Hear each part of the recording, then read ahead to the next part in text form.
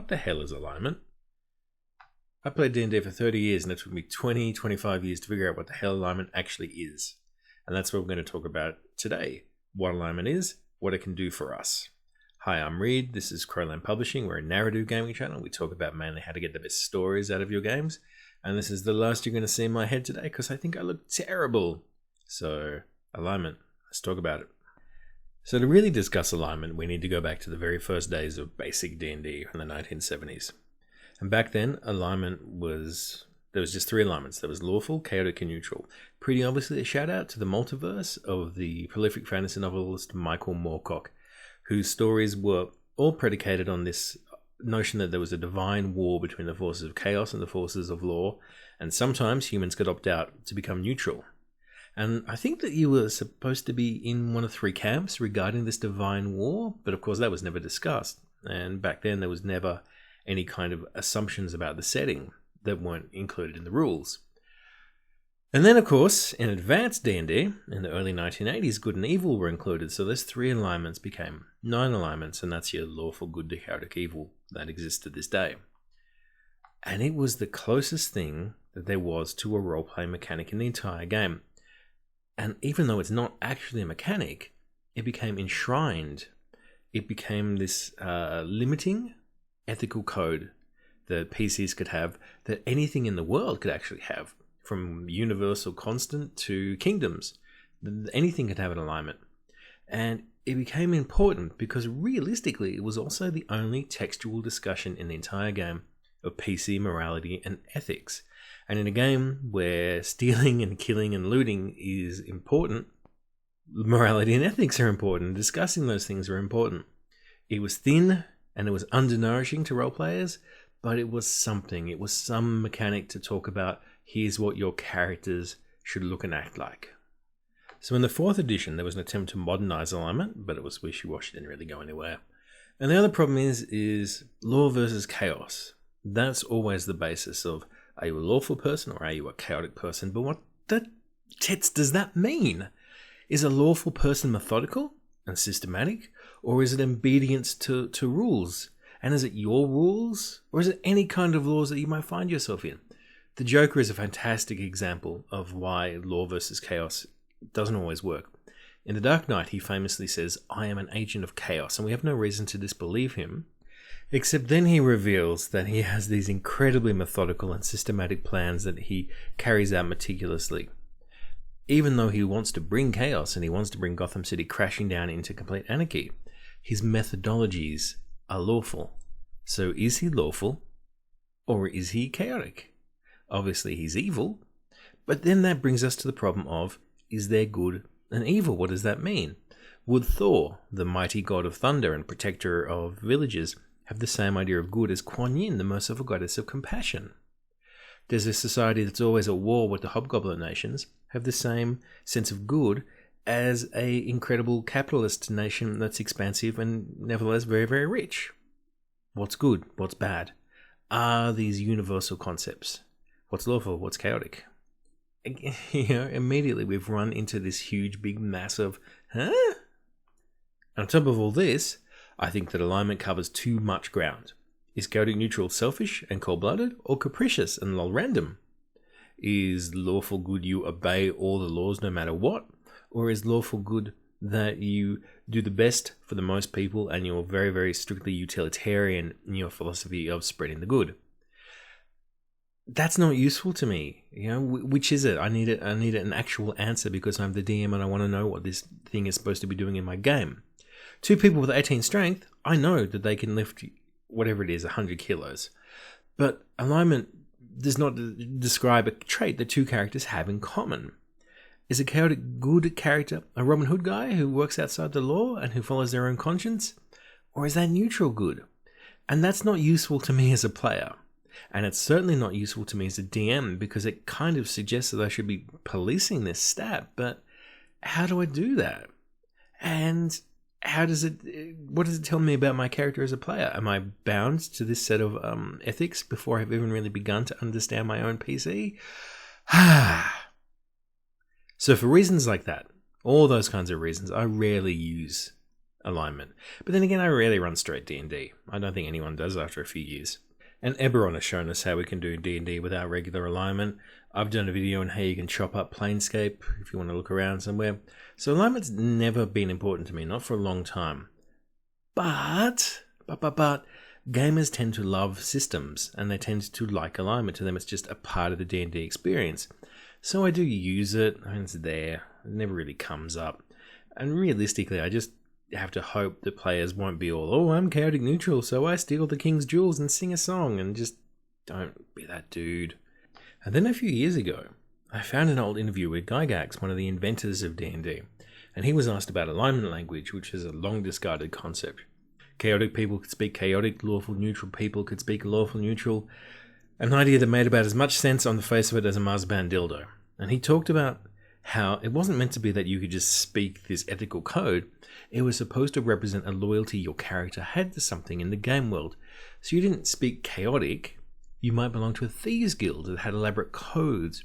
Or if you spoke lawful good, that might be the equivalent of church Latin, so that any priest or paladin could talk to any other priest or paladin. This was the lingua franca of the church.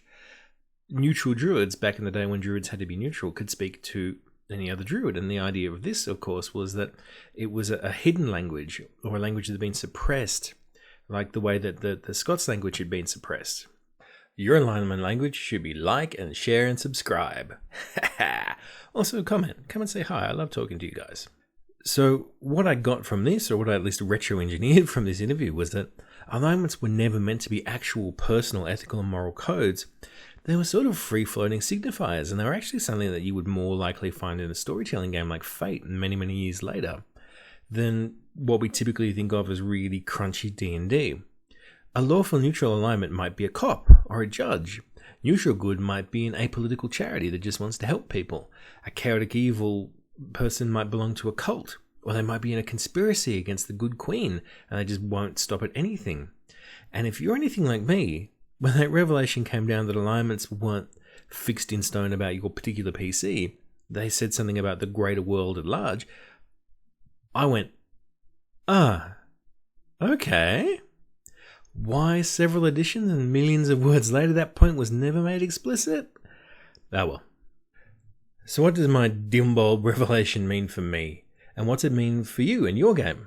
Well, first of all, as a DM, it immediately suggests that you should be creating organizations to be loyal to.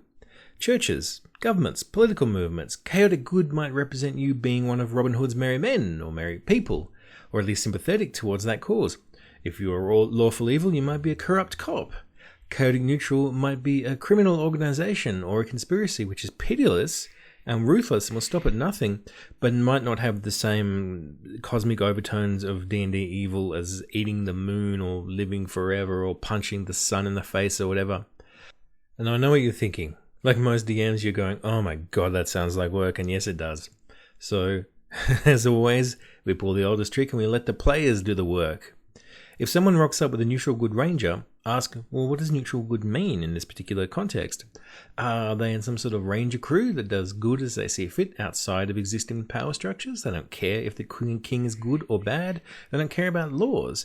They care about ranging and protecting the wild. Is that lawful evil oath of vengeance paladin some kind of Sith? Is there some kind of Sith-like order? And do all alignments equate to the same organization? I don't think that they should. The classic lawful good is an order of paladins, right?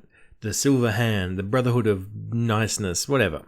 But perhaps you're a spy who does dirty work for what you perceive as the greater good. Might that be lawful good? Or a dwarf, or whoever, might be lawful neutral, to represent coming from a culture in which conformity and obedience is paramount. Your alignment is dwarf society. Or maybe you do want to have people aligned to a cosmic war of metaphysical powers. No problem with that. So you've got some interesting tools to make up the campaign world, and you've tied your players to the campaign world with this alignment, and also you've allowed them to contribute meaningfully to your campaign world. If two players are chaotic neutral and they both come up with very, very different ideas of what chaotic neutral means, well, you've suddenly got a much, much richer campaign world.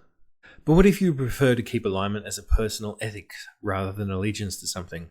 First things first, as a DM, you need to be very, very transparent. decide what's law, what's chaos, what's good, what's evil. Is chaotic a belief in society that lacks hierarchy and lacks controls? Is chaotic wanting to be free from social norms?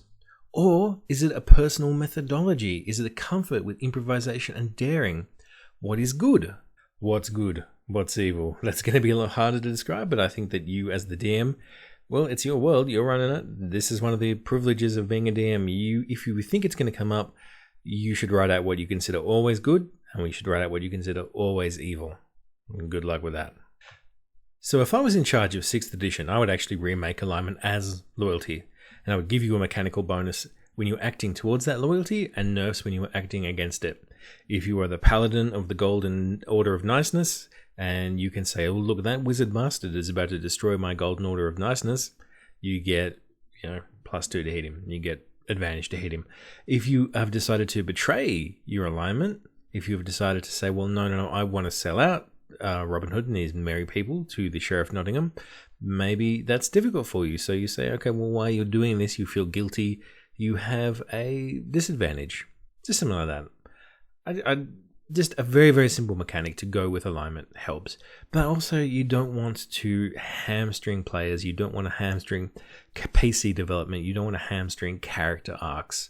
So think very carefully before you do start using mechanical bonuses, and before you start policing alignments as well. Because a lot of the time, yes, we have all known characters to go, oh, I don't bow towards the king because I'm chaotic, and that's annoying. That's just something you got to live with. Or you actually could just skip alignment completely. It's really not very hard. Like I said, Eberron does it, and Eberron's probably the most groundbreaking of all the Wizards of the Coast setting, and it's still pretty bland. At the end of the day, though, I think alignment is interesting. It's unique to D&D at the very least. But if you're looking to create strong characters, players or non-player characters, you can't think in terms of that strict alignment and that strict 9-panel grid.